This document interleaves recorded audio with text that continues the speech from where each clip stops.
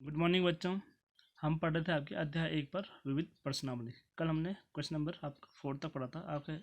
आज आपका question number 5। ठीक है, तो क्वेश्चन नंबर 5 है आपका, दिखाए कि ए सबसेट ऑफ बी, यदि ए बी का सबसेट है तो सी माइनस बी सबसेट है किसका, सी माइनस ए का। तो देखते हैं इसे बेटा।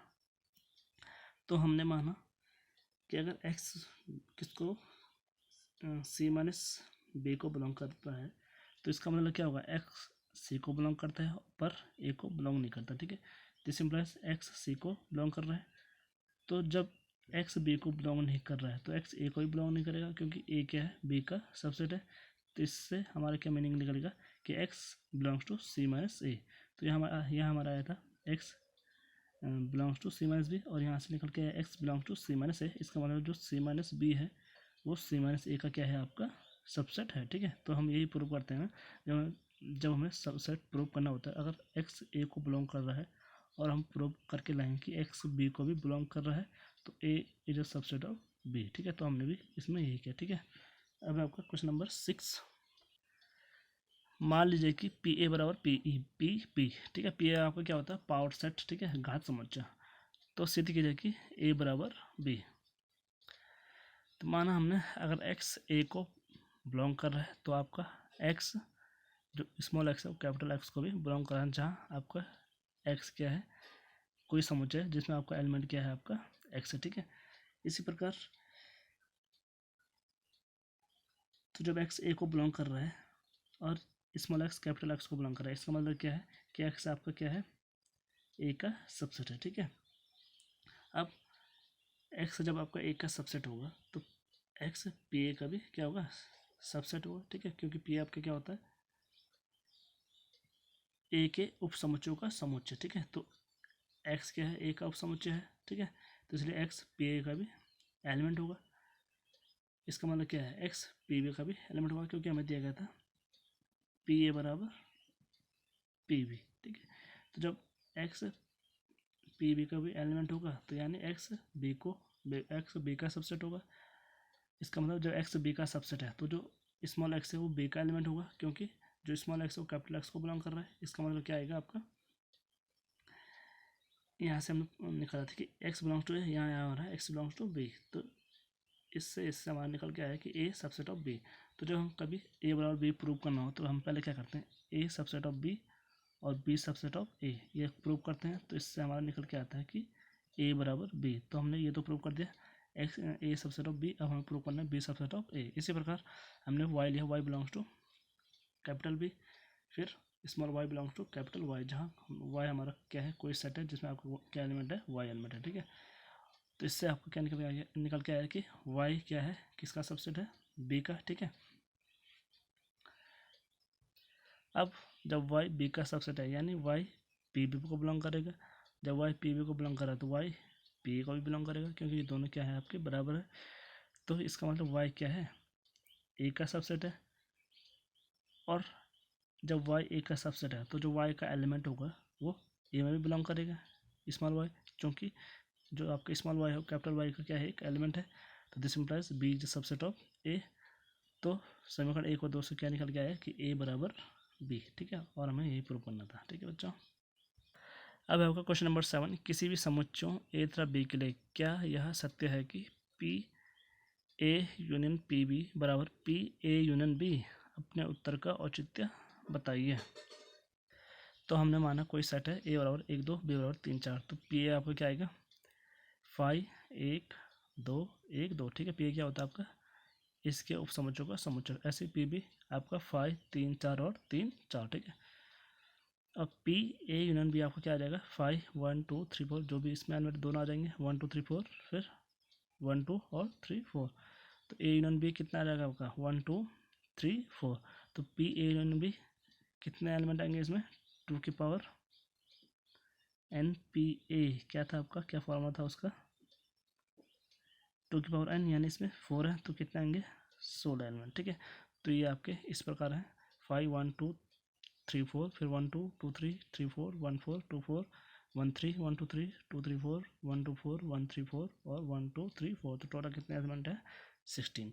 ठीक है, तो अब हम देखते हैं ये आपका है P A union P B और ये है पी ए यूनियन बी। तो क्या है, देखने से लग रहा है कि दोनों बराबर नहीं है, ठीक है। तो इसलिए ये क्या है, कभी कभी प्रूफ हो सकता है लेकिन हमेशा प्रूफ हमेशा क्या है, ट्रू नहीं होता, ठीक है। तो हम लिखेंगे P A union P B does not equal to P A union B. Question number 8 है आपका, किन्हीं दो समुच्चयों ए तथा बी के लिए सिद्ध कीजिए कि ए बराबर A intersection B union A minus B और A union B minus A equal to A union B. तो हमने माना X belongs to A union B, A intersection B union A minus B. जब x इसको belong कर रहा है, इसका मतलब क्या होता है आपका कि x a को भी बिलोंग कर रहा है और b को भी बिलोंग कर रहा है, और इसका मतलब यूनियन का मतलब या इसका मतलब क्या होता है, x a को बिलोंग कर रहा है पर x b को बिलोंग नहीं करता है। तो यहाँ से आपका क्या निकल गया है कि x क्या है, a को तो बिलोंग कर रहा है, ठीक है। दिस इम्प्लाइज, हमने यहाँ माना था कि x इसको बिलोंग कर रहा है, पर यहाँ से हमारा निकल क्या है कि x बिलोंग्स टू a। तो this implies a intersection b union a minus b is a subset of a, ठीक है। ये हमने समीकरण 1 मान लिया, ठीक है। इस प्रकार y बिलोंग्स टू a, इसका मतलब क्या होगा, या तो y b को बिलोंग करता है या y b को बिलोंग नहीं करता है, ठीक है। और इन दोनों से निकल के आपको क्या आएगा कि y किसको बिलोंग कर रहा है, a इंटरसेक्शन b को बिलोंग कर रहा है, या y a को तो बिलोंग कर रहा है, ठीक है, पर b को नहीं कर रहा, तो y belongs to a minus b। यहाँ में क्या आता है आपका यूनियन आ जाता है, तो इसको हम इस प्रकार लिख सकते हैं y belongs to a intersection b union a minus b। तो दिस इम्प्लाइज, ये हमने ये माना था, यहाँ हमारा ये आया, तो a is a subset of a intersection b union a minus b। इसको हमने 2 मान लिया, ठीक है। इक्वलिटी 2 ले लिया इसको हमने, ठीक है। तो फ्रॉम 1 और 2 यहाँ से हमारा निकल के क्या है कि a बराबर इसका, यहाँ इसका सबसेट था और यहाँ a इसका सबसेट था, तो यहाँ से आया a बराबर a intersection b union a minus b, ठीक है। अब इसका सेकंड पार्ट था कि a union b minus a बराबर a यूनियन b, ठीक है। तो हमें ये सिद्ध करना है, तो हम क्या करेंगे, पहले x belongs to a union b minus a। तो यहाँ से इसका मतलब क्या होगा, x या तो a को बिलोंग कर रहा है या x b को बिलोंग कर रहा है, पर a को बिलोंग नहीं कर रहा, ठीक है। तो यहाँ से आपका निकल के क्या आया कि x belong to a union b। तो यहाँ हम माना था कि x belongs to a union b minus a, यहाँ से आया x belongs to a union b, यानी ये जो है ये इसका क्या होगा, सबसेट होगा। तो हमने 3 मान लिया, ठीक है। अब माना y belongs to a union b, तो जब ये होगा तो y या तो a को बिलोंग करता है या b को, तो जब y b को बिलोंग करेगा तो a को बिलोंग नहीं करेगा, ठीक है। कर भी सकता है और नहीं भी कर सकता है, ठीक है। तो इससे क्या निकल के आएगा कि y बिलोंग्स टू a या y belongs to b minus a, या का जब यह होता तो आपको क्या आता है यूनियन, तो y belongs to a union b।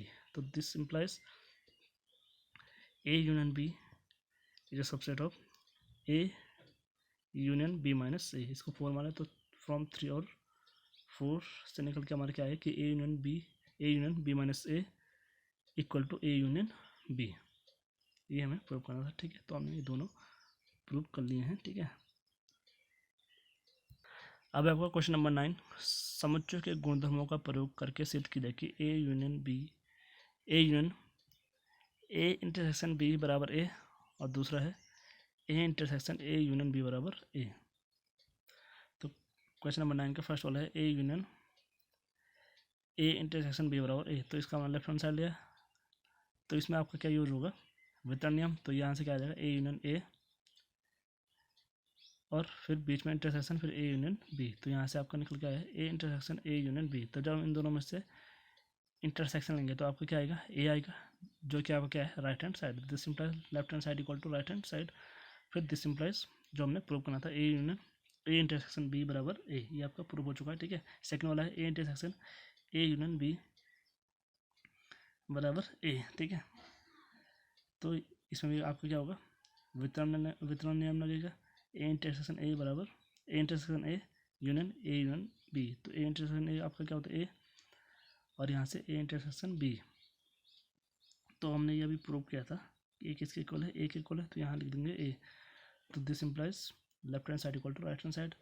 जो कि आपका क्या है, A intersection A union B बराबर ए। ठीक है, क्वेश्चन नंबर 10, दिखलाए कि ए इंटरसेक्शन बी बराबर ए इंटरसेक्शन सी का तात्पर्य है बी बराबर सी आवश्यक रूप से नहीं होता। ठीक है, मतलब कभी कभी हो सकता है, कभी कभी नहीं हो सकता है। ठीक है, तो हमने माना ए बराबर 1 2, बी बराबर 1 2 3 और सी बराबर 1 2 4।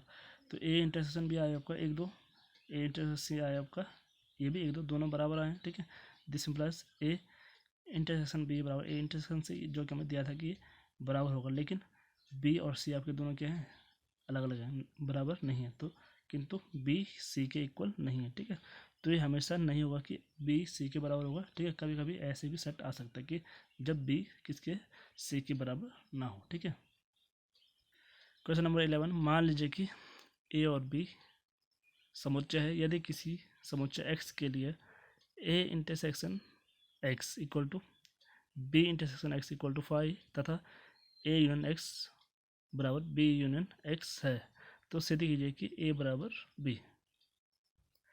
तो हम जानते हैं कि जब दो समुच्चय बराबर होते हैं तो बराबर कब होंगे, जब वो एक दूसरे के उपसमुच्चय होंगे। ठीक है, तो इसमें हम उनको एक दूसरे के उपसमुच्चय प्रूव करेंगे, तब आपको वो क्या आ जाएगा, ए बराबर बी आ जाएगा। ठीक है, तो हमें क्या दिया गया है, ए यूनियन एक्स बराबर बी यूनियन एक्स किसी समुच्चय एक्स के लिए।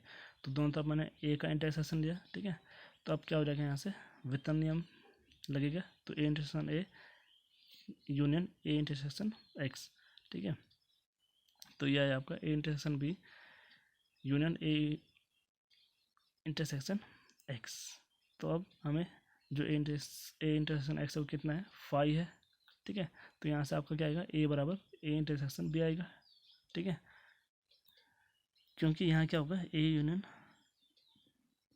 5 और ये आ जाएगा आपका ए इंटरसेक्शन बी। ठीक है, तो ए यूनियन 5 आपका क्या आएगा, ए ही आएगा, तो ए बराबर आपका क्या आएगा, ए इंटरसेक्शन बी। ठीक है, ए बराबर आया आपका A union sorry A intersection B.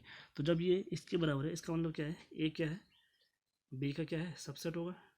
जब इन दोनों में से कॉमन लेके आपका क्या आया, ए है, यानी ए के सारे एलिमेंट क्या है, बी में है, इसका मतलब ए क्या है, बी का सबसेट है। ठीक है, फिर आपको दोबारा दिया, फिर अब हमने लिया ए यूनियन एक्स बराबर बी यूनियन एक्स, या बी यूनियन एक्स बराबर ए यूनियन एक्स। तो अब मैंने क्या दिया, दोनों तरफ बी का इंटरसेक्शन ले लिया, पहले ए का लिया था, अब इसमें बी का लिया है। ठीक है, तो ये आपका किसके बराबर आ जाएगा, B intersection B union X, ये आपका किसके बराबर होगा, ये आपका बी के बराबर होगा।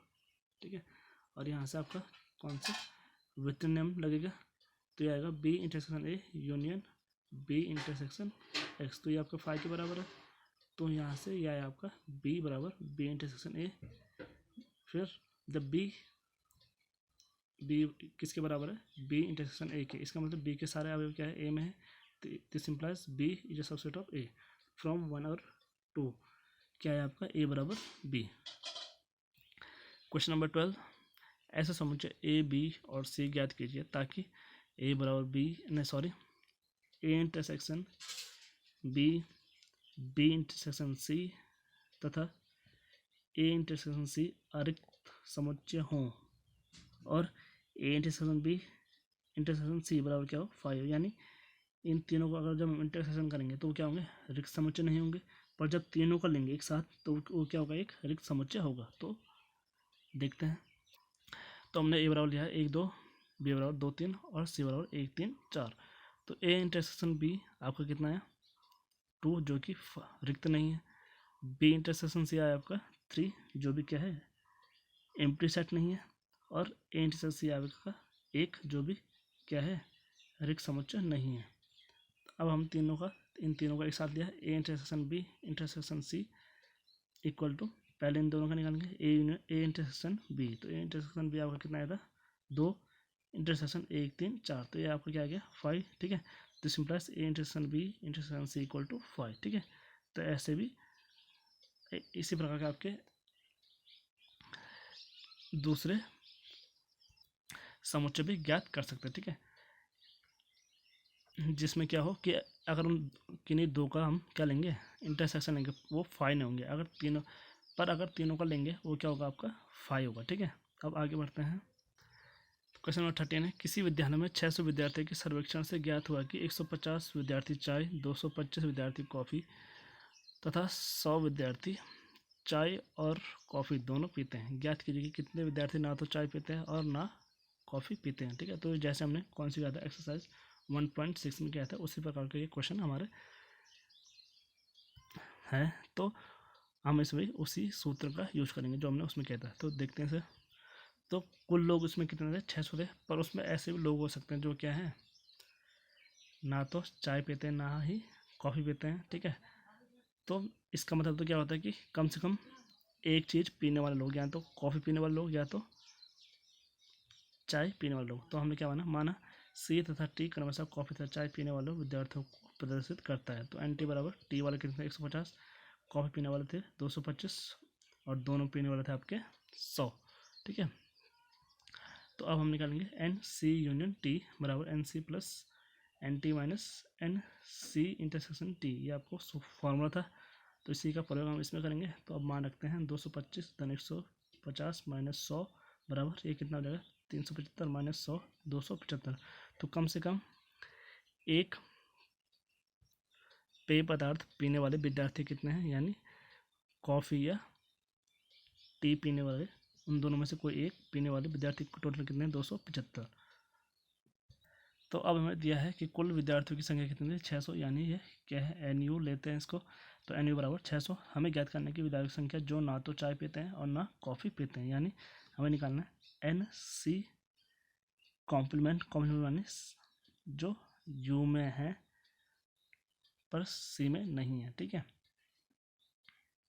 ये इसको हम सीधे सीधे बोल सकते हैं सी नहीं, यानी कॉफ़ी नहीं पीने वाले, और टी कॉम्प्लीमेंट चाय नहीं पीने वाले। तो इसको हम लेंगे, ये किसके बराबर होगा, एन सी यूनियन टी का कॉम्प्लीमेंट। ठीक है, ये आपका किससे आया, डिमॉर्गन लॉ से। ठीक है, जो कि क्या होता है आपका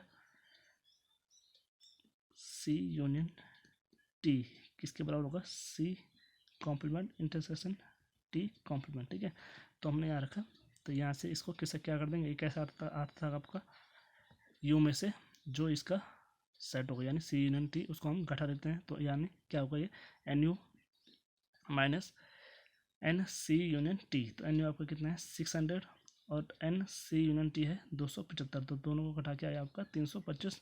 अर्थात 325 विद्यार्थी ऐसे हैं जो ना तो चाय पीते हैं और ना ही कॉफ़ी पीते हैं। ठीक है, अब है आपका क्वेश्चन नंबर 14। विद्यार्थियों के एक समूह में 100 विद्यार्थी हिंदी, 50 विद्यार्थी अंग्रेजी तथा 25 विद्यार्थी दोनों भाषाएं बोलते हैं। तो विद्यार्थियों में से प्रत्येक या तो हिंदी बोल जानता है या तो अंग्रेजी जानता है। तो समूह में कुल कितने विद्यार्थी हैं, तो यानी हमें इसमें क्या निकालना है, इनका यूनियन। ठीक है, एन यू निकालना है। तो करते इसे, तो हमने माना हिंदी तथा अंग्रेजी भाषा को जानने वाले विद्यार्थियों को क्रमशः एच व टी से प्रदर्शित करते हैं, यानी हिंदी वाले को एच से, अंग्रेजी वाले को टी से। तो एन एच हमें दिया गया था कितना, 100, यानी 100 विद्यार्थी हिंदी बोलते हैं। एन ई यानी 50 विद्यार्थी अंग्रेजी बोलते हैं, और 25 विद्यार्थी दोनों यानी अंग्रेजी तथा हिंदी बोलते हैं। तो हमें निकालना था एन एच यूनियन टी। तो इस सूत्र का यूज करेंगे, N H plus N E minus N H intersection E. तो यहाँ से मान रखेंगे जब, तो आएगा 100 धन 50 माइनस 25, तो 150 माइनस 25 कितना होगा, 125। तो एन एच यूनियन टी बराबर आएगा 125। तो हम लिखेंगे अतः समूह में कुल कितने, 125 विद्यार्थी हैं। ठीक है, अब है आपका क्वेश्चन नंबर 15। 50 लोगों के सर्वेक्षण में पाया गया कि, सॉरी कितने हैं, 60 लोगों के सर्वेक्षण में पाया गया कि 25 लोग समाचार पत्र एच, 26 लोग समाचार पत्र टी, 26 लोग समाचार पत्र आई, 9 लोग एच तथा आई दोनों, 11 लोग एच तथा टी दोनों, 8 लोग टी तथा आई दोनों, और 3 लोग तीनों ही समाचार पत्र पढ़ते हैं। तो निम्नलिखित ज्ञात कीजिए कम से कम एक समाचार पत्र पढ़ने वालों की संख्या, दूसरा ठीक ठीक केवल एक समाचार पत्र पढ़ने वालों की संख्या। तो इसमें हम क्या निकालेंगे, सीधा सीधा आपका इन तीनों का यूनियन निकाल लेंगे। ठीक है, यानी अगर हम इसको एच मानते हैं, इसको टी और इसको आई, तो ये आएगा एच यूनियन टी यूनियन आई। इसमें हम तो ये निकालना है। ठीक है, सेकेंड वाले को तब देखते हैं इसे, पहला फर्स्ट वाले करते हैं। तो माना एच टी तथा आई क्रमशः समाचार पत्र एच टी तथा आई पढ़ने वाले लोगों को प्रदर्शित करता है। तो एन एच यानी एच को पढ़ने वाले कितने थे 25, टी समाचार पत्र में पढ़ने वाले थे 26, आई समाचार पत्र पढ़ने वाले थे ये भी 26, और एच और टी को पढ़ने वाले थे 11, एच और आई को पढ़ने वाले थे 9, टी और आई को पढ़ने वाले थे 8, और तीनों को पढ़ने वाले लोग थे 3। तो कम से कम एक समाचार पत्र पढ़ने वाले लोगों की संख्या आपकी क्या हो जाएगी N H union T union I. तो इसका आपका फॉर्मूला होता है N H union T union I बराबर N H plus N T plus N I minus N H intersection T minus N T intersection I और minus N H intersection I plus N H intersection T intersection I. तो इनका मान रख देंगे N S था 25, ये 26, ये भी 26, माइनस 11 माइनस 8 माइनस 9 धन 3। तो 26 26 52 25 52 25 77 77 और 3 80, और यहाँ से आया आपको 11 8 20 28। तो 80 में से 28 गया 52। तो N H union T union I आया आपका 52, यानी अतः 52 लोग कम से कम एक समाचार पत्र को पढ़ते हैं। ठीक है, मतलब एक तो पढ़ते हैं। ठीक है, अब इसका सेकंड वाला देखते हैं कि ठीक केवल एक समाचार पत्र पढ़ने वालों की संख्या कितनी है। ठीक है, तो देखते हैं। तो ये मैंने एक वेन डायग्राम बनाया है। ठीक है, तो ये है आपका एच वाला है, ये मैंने टी ले लिया, और ये आपका आई। तो यहाँ आपके कौन से वो आएंगे, इसमें आपके एच वाले आएंगे, इसमें टी वाले, इसमें आई वाले। तो सबसे पहले देखो आप, इसको मैंने ले लिया, इसको मैंने ए मान लिया। ठीक है, इसको बी, इसको सी, इसको डी, इसको ई, इसको एफ और इसको जी। ठीक है, तो सबसे पहले बी क्या है आपका, जो तीनों में है, यानी ये इसमें क्या है, तीनों आ रहे हैं। ठीक है, तीनों के इंटरसेक्शन में, यानी बी का मान कितना है आपका 3। तो इसको हम लिख देंगे, इसको मैंने लिख दिया, इसको हमने लिख दिया, ये किसके बराबर है, बी के बराबर। ठीक है, अब ये बी हो गया 3। ठीक है, ये आपका कितना है 3, यहाँ लिख दो 3। अब आपका ये वाला पार्ट कौन सा होगा, एच इंटरसेक्शन आई। तो एच इंटरसेक्शन आई में आपका कौन से बी प्लस डी, तो यहाँ लिख देंगे हम बी प्लस डी। तो बी आपका कितना है 3 है, तो डी आपका कितना हो जाएगा 3, यानी यहाँ आपका कितना आएगा, इस जगह कितना 6 आएगा। ठीक है, 6 3 9, तो डी बराबर 6, यानी यहाँ 6 आ गया। ठीक है, अब आपका जो ये वाला पार्ट है, इधर वाला पार्ट, ये वाला, इसमें कौन से है, बी प्लस सी पर है कौन सा है, T union T intersection E वाला। तो टी इंटरसेक्शन आई आई, तो ये कौन से है, बी प्लस सी। बी आपका कितना है 3 है, तो सी कितना हो जाएगा 5, तो यानी यहाँ कितना आएगा आपका 5। ठीक है, अब ये वाला पार्ट देखते हैं। ठीक है, ये वाला आपको कौन सा है, एच इंटरसेक्शन टी। तो कौन से इसमें, ए प्लस जी, ए प्लस जी। तो ए प्लस जी कितना आएगा, ए प्लस जी नहीं होगा, क्या होगा आपका, इस वाले पार्ट की बात हो रही है, तो ए प्लस बी।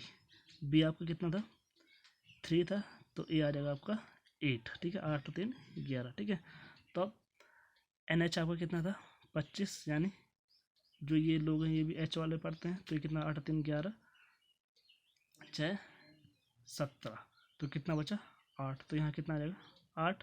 फिर ये तो समझ ही होंगे ना आप, एन एच में कौन से आएंगे, A plus B plus D plus G. N T में A plus B plus C, ये वाला प्लस एफ। इसी प्रकार एन आई में आपका कौन से आएंगे, B plus C plus D plus E. ठीक है, तो आपका यहाँ से आपका 8 आ गया। ठीक है, ये वाला मतलब केवल एच को पढ़ने वाले 8 हैं, ये टी वाला है, ये आई। तो केवल टी को पढ़ने वाले कितने, एन टी कितना था आपका 26, तो ये कितना 8 3 11 5 16, यानी ये कितना हो गया 10। ठीक है, अब हमें ये निकालना है, तो ये है आपका 26 था, तो 6 3 9 5 14 14 कितना हो जाए 12, तो ये कितना हो गया 12, ठीक है।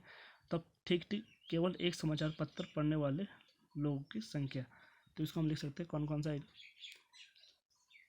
यानी कि हमें क्या निकालना था, G plus E plus F, तो कितना है 8 धन 10 धन 12, तो कितना है 8 10 18 12 30, तो ठीक केवल एक समाचार पत्र पढ़ने वालों की संख्या कितनी है आपकी 30, ठीक है।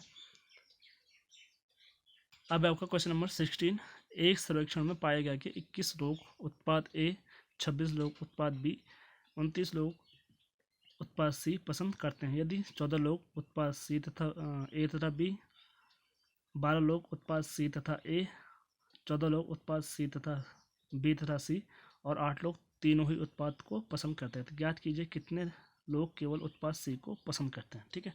ठीक हमने जैसे क्वेश्चन नंबर 15 किया था उसी की तरह ये वाला भी सॉल्व होगा, तो करते हैं इसको।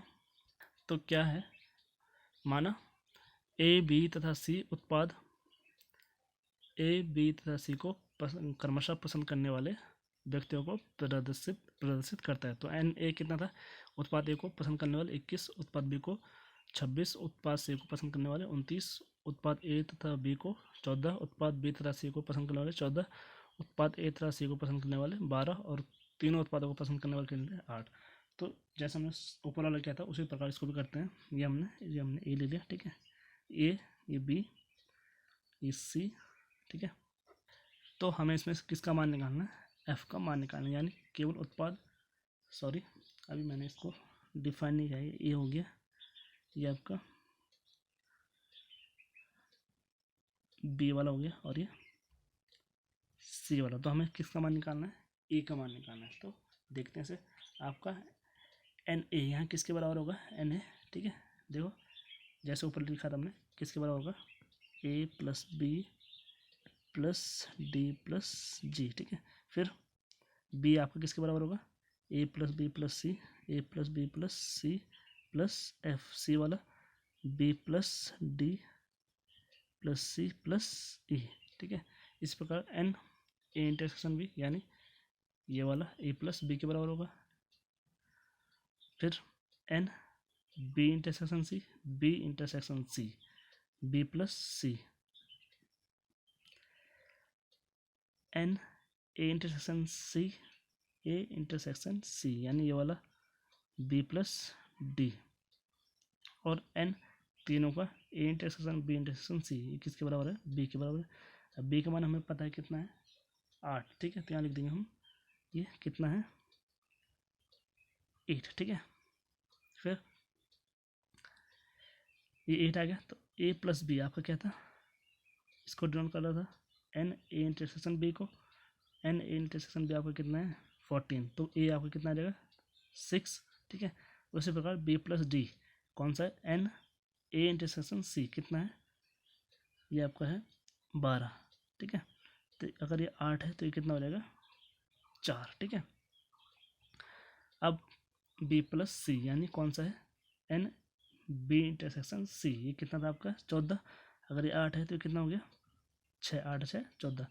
अब एन ए को यानी उत्पाद ए को पसंद करने वाले कुल व्यक्ति थे 21, लेकिन केवल उत्पाद सी ए को पसंद करने वाले कितने होंगे, 6 8 14 4 18, या कितना हो जाए 3, ठीक है। इसी प्रकार केवल बी को पसंद करने वाले कितने थे, पहले कुल कितने थे 26, केवल बी को पसंद करने वाले 6 6 12 8 20, तो कितने हैं 6।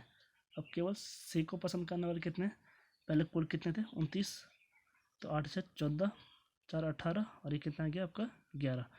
तो आपको केवल उत्पाद सी को पसंद करने वाले लोगों की संख्या कितनी है 11, ठीक है बच्चों। तो ये आपका इसका सॉल्यूशन आ चुका है, ठीक है। तो इसी के साथ आपका ये चैप्टर भी समाप्त होता है। अगली वीडियो में हम आपका नेक्स्ट चैप्टर स्टार्ट करेंगे, ठीक है।